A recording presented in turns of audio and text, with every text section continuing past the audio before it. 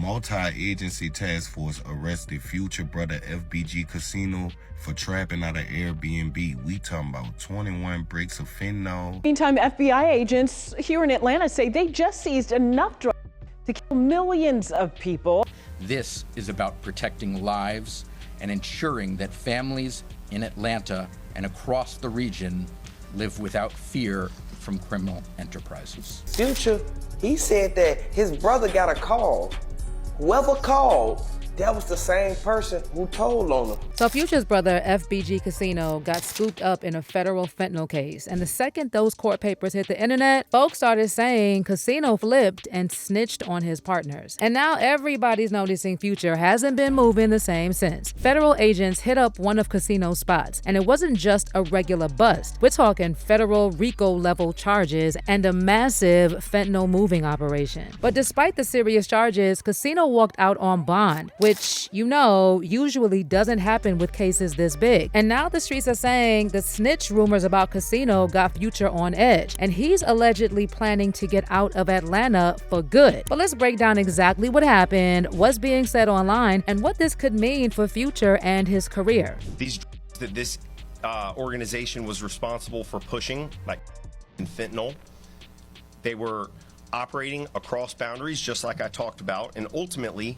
17 individuals were charged, 26 kilograms of cocaine seized, fentanyl, 26 firearms, 12 rifles, and even a grenade launcher was seized in Georgia from this organization. All right, let's break down what's really going on with FBG Casino and why this case is such a big deal. So, federal authorities reportedly targeted one of Casino's rental properties in Forest Park, Georgia, and what they found was massive. We're talking over 20 kilograms of fentanyl, which, just to put it in perspective, is enough to kill literally millions of people. The feds also seized hundreds of thousands in cash and materials for packaging and distribution. So this isn't a minor street-level bust. It's a full-on federal operation. Casino, whose real name is RICO-level Boost, was arrested along with David Estevan Montillo Diaz from California, and they've both been hit with federal charges for conspiracy to possess with intent to distribute fentanyl. Now, obviously, these are serious charges. Under federal law, this can carry a mandatory minimum of 10 years, and depending on the specifics, a maximum of life in prison. But the main part of why this case is getting so much attention is the RICO aspect. RICO,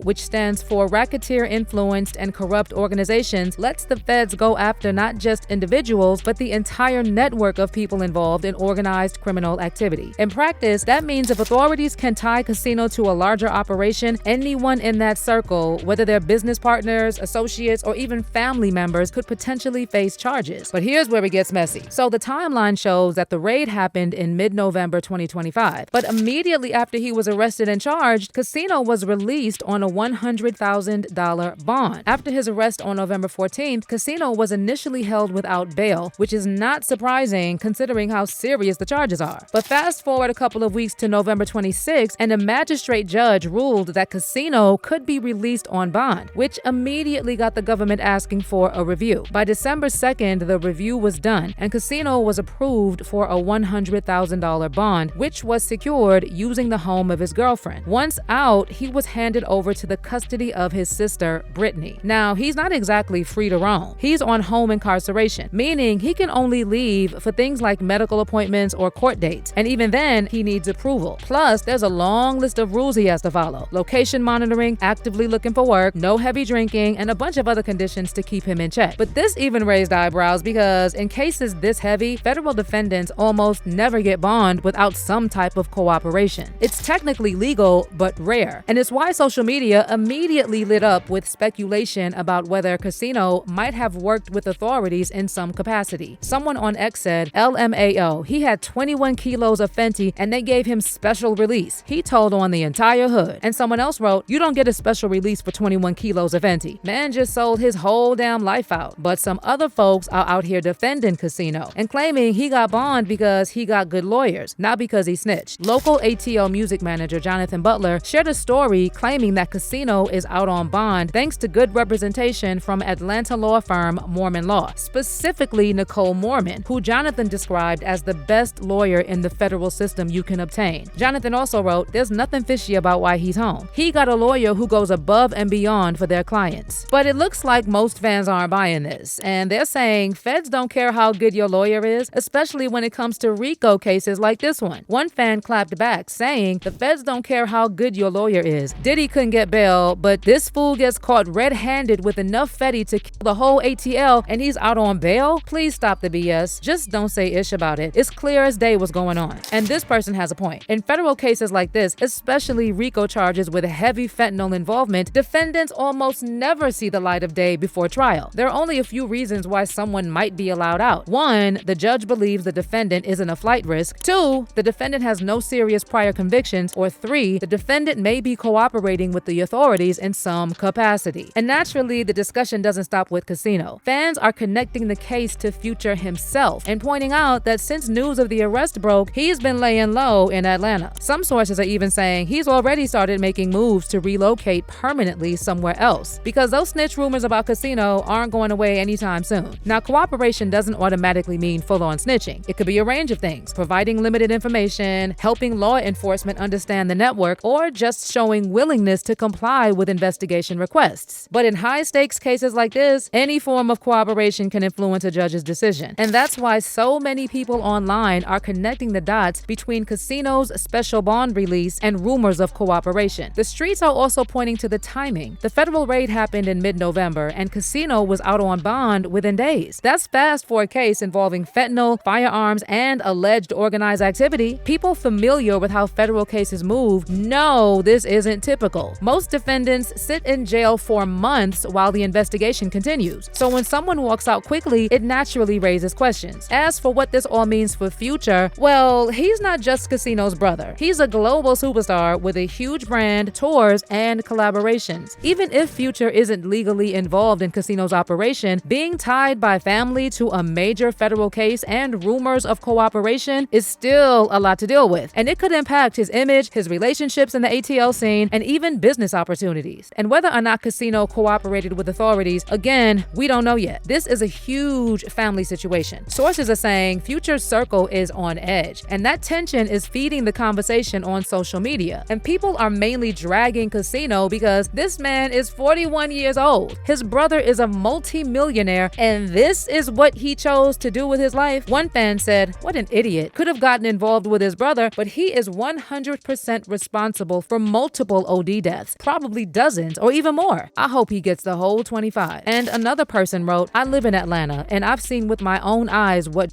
doing to our people, destroying families, wiping out potential, and trapping our youth in addiction and violence.